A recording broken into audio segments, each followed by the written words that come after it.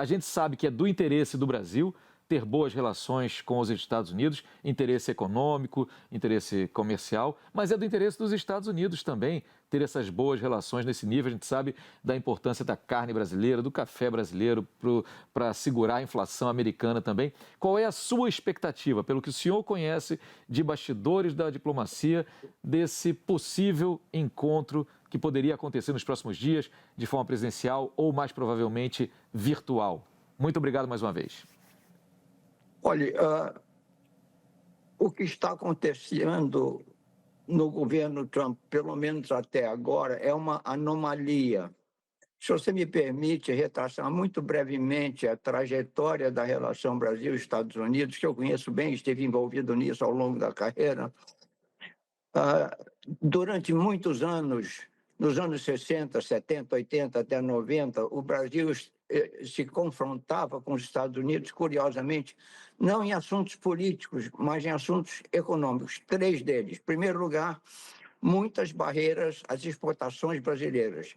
Segundo lugar, os Estados Unidos eram o nosso grande adversário no chamado diálogo Norte-Sul, em que os países em desenvolvimento buscavam uma nova ordem econômica internacional. Na época, a China nem existia nesse plano e o Brasil era o líder inconteste dos países em desenvolvimento, e por isso se confrontava duramente com os Estados Unidos. Esse diálogo foi de 1964, com a primeira reunião sobre comércio e desenvolvimento, até 1982, quando Ronald Reagan deu o beijo na morte no diálogo Norte-Sul, numa reunião a que eu estive presente. Agora, o grande tormento sofrido pelo Brasil ao longo de todo esse tempo foi o tormento da dívida externa, que culminou com a moratória de 1982 e os Estados Unidos, os bancos americanos e por trás deles o governo americano eram nossos duros cobradores. Isso foi um tormento até que se terminasse a renegociação da dívida. Mas de lá para cá, a dívida externa deixou de ser um problema para o Brasil, as questões comerciais foram mais pontuais, o diálogo Norte-Sul acabou. Então, isso tudo entrou para a história e a trajetória evoluiu para uma verdadeira parceria. Isso ficou muito caracterizado no governo Obama e no governo Lula, inclusive com o George W. Bush, quando eu fui embaixador em Washington. Então, o que eu quero dizer é o seguinte: o que tem acontecido até agora é uma anomalia. Agora, eu atribuo muita importância a esse encontro, espero que ocorra.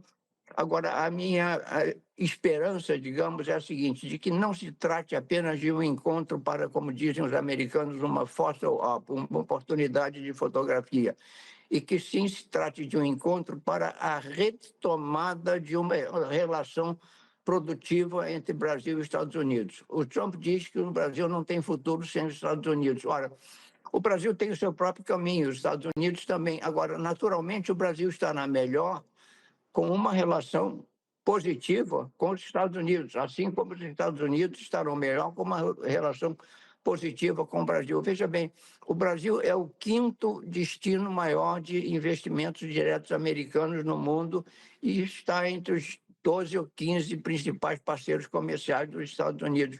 O Brasil é muito importante para os Estados Unidos. E agora, neste momento, eu espero que tenha chegado ao Trump a informação de que a carne exportada pelo Brasil aumentou 40% no mercado americano, o café outros tanto por cento, de que a popularidade dele está sendo reduzida por causa do aumento desse custo de vida e que o Brasil tem um papel nisso. Portanto, ele tem que passar a ver o Brasil com olhos positivos. Em suma, voltando, eu espero que esse encontro represente um relançamento do que foi a trajetória até agora de uma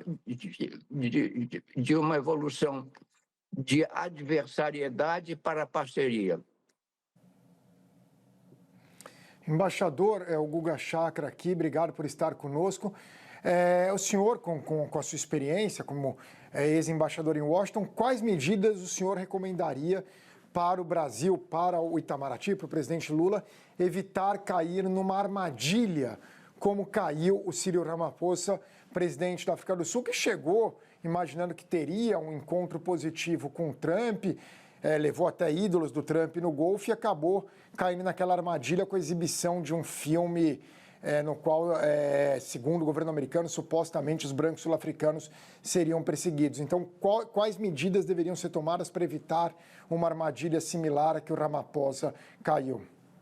Bom, a primeira medida é, naturalmente, digamos, o exercício da diplomacia habitual, que é uma preparação cuidadosa entre o governo brasileiro e o governo americano. No caso do lado americano, o Departamento de Estado está muito enfraquecido e o Rubio é uma pessoa que vê o Brasil com maus olhos. Então, eu acho que a embaixada, o Brasil, de modo geral, deve procurar criar um ambiente favorável, não só junto ao governo americano, mas junto a outros atores que tenham influência sobre o governo americano, o empresariado americano, que, aliás, já está se movendo com bons resultados, e políticos americanos que tenham acesso ao Trump, sobretudo políticos republicanos com acesso a ele. Eu acho que é preciso criar uma atmosfera preparatória boa e, sobretudo, como disse você, Guga, evitar um vexame, evitar que esse seja um encontro televisionado para o mundo. Tem que ser uma reunião fechada, a portas fechadas entre os dois, com poucos assessores.